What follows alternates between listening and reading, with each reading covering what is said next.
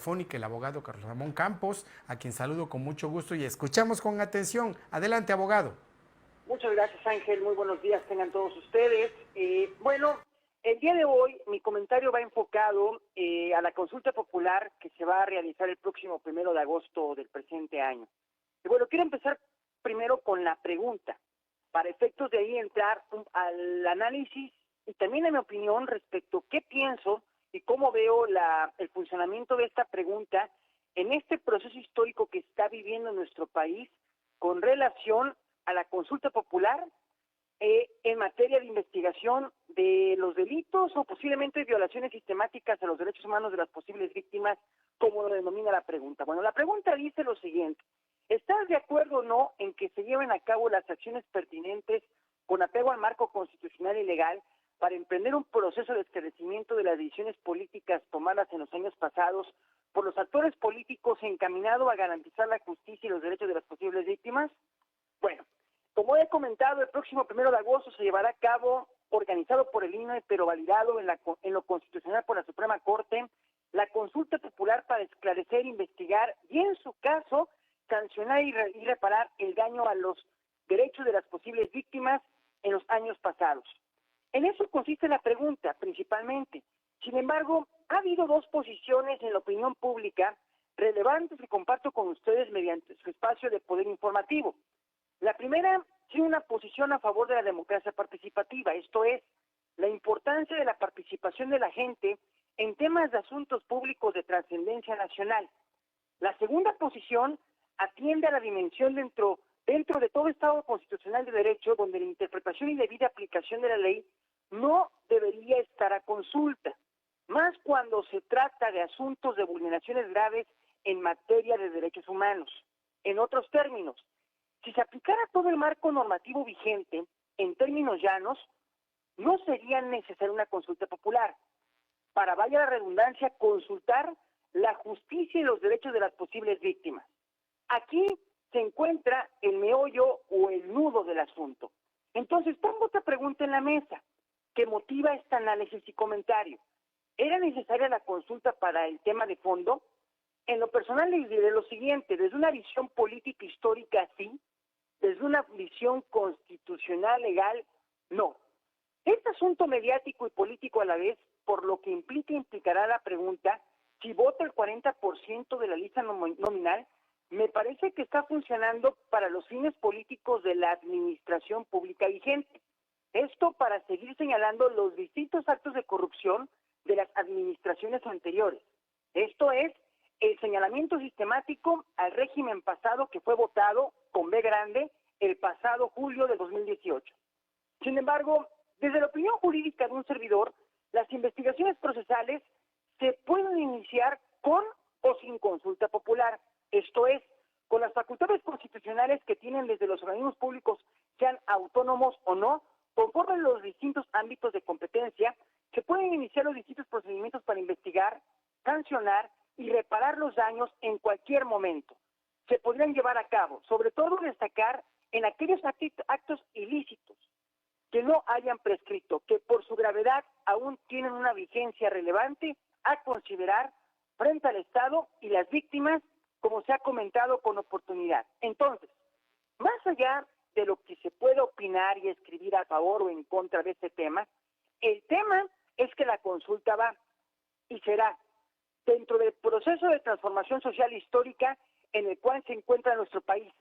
Y es pertinente, subrayo, y es pertinente que un proceso democrático de este tipo pueda ser útil para hacer conciencia cívica y colectiva, para iniciar, en caso de su vinculatoriedad, distintas comisiones de la verdad, indagando a fondo y dejar en registros oficiales qué sucedió durante los gobiernos pasados con ciertos asuntos de carácter humanitario que sean de trascendencia nacional y hayan afectado los derechos humanos de las distintas víctimas y ofendidos. A todo lo anterior, regreso al punto de equilibrio. ¿Era necesaria? Pues no lo creo. ¿Será necesaria? Desde el fortalecimiento de los mecanismos democráticos de participación ciudadana, podría ser. Ya veremos qué sucede en caso de su vinculatoriedad. Tiene que votar el 40% de la lista nominal. Mientras tanto, Yo en lo personal, como un buen ciudadano, los invito a participar. Será un ejercicio cívico interesante para nuestra latente democracia mexicana, que se encuentra en construcción. Este sería el comentario de la semana aquí con Poder Informativo, estimado Ángel. Mucho se ha polemizado, abogado, como conocedor del tema, el hecho de si es necesario, qué tan necesario es hacer una consulta bajo el argumento de que la ley no se debe consultar, sino aplicarse a quienes, con base a los elementos que haya, aplicarse y no consultar a nadie, que algunos otros dicen que pues hay muchos de los delitos que ya prescribieron. ¿Qué pudieras abonar a este tema?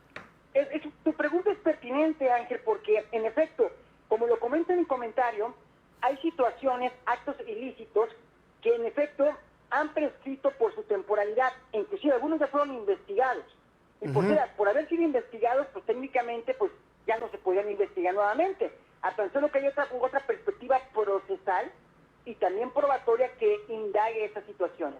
Sin embargo, hay situaciones, fíjate, desde la lógica de los derechos humanos, y permíteme aquí colocar un tema en la mesa, que esto fue lo que pasó con los regímenes dictatoriales en América Latina, los actos de desaparición forzada de personas. Y muchos gobiernos, cuando iban ante el sistema interamericano, alegaban situaciones casi de prescripción. O sea, es decir, ya el tiempo había pasado y ya no se pueden investigar sobre esos temas. La Corte Interamericana, y aquí lo estoy resumiendo en términos muy generales, porque cada caso tiene una situación muy en particular, pero la Corte Interamericana resolvió de que este tipo de situaciones, por ser vulneraciones graves y sistemáticas y permanentes, eso es un término muy importante, permanentes, o sea, cometiste el acto de desaparición forzada de personas, o sea, técnicamente viene siendo el secuestro desde una autoridad policial, política, a un sujeto en particular, pero no había aparecido la persona, entonces hay un daño permanente. Aquí la situación es, pues la Corte al final dijo, esto se tiene que investigar porque el daño sigue siendo vigente. Entonces, vámonos aquí al tema de la consulta, digo, más allá de si hay un tema de desaparición o forzada de personas o no, hay situaciones, como lo dice la Ley Federal de la Consulta Popular, de trascendencia nacional. Habría que revisar aquí en particular cuáles son esos hechos o actos de trascendencia nacional que merecen una investigación, que no se agotan solo a temas de derechos humanos, sino también podrían ser temas económicos, temas políticos, de carácter, de otro tipo de temáticas que requieren una investigación para efectos de saber qué sucedió en ese momento histórico.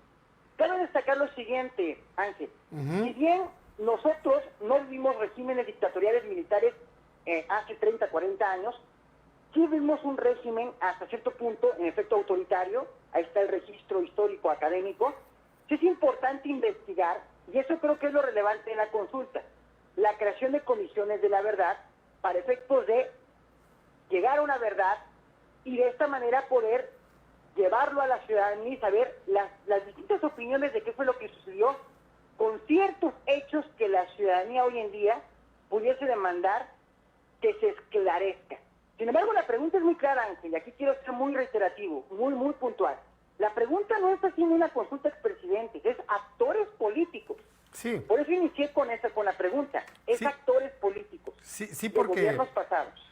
fue modificada finalmente por la Suprema Corte, me parece que fue el que modificó esta pregunta bastante extensa, bastante larga, que no es muy clara y bueno, se ha vendido la idea de que es contra los expresidentes, pero son políticos del pasado, dice, no precisa que se trate de los expresidentes de la República, que también deja pues un vacío, una laguna para precisar, pero la intención va encaminada justamente a ello, ¿no?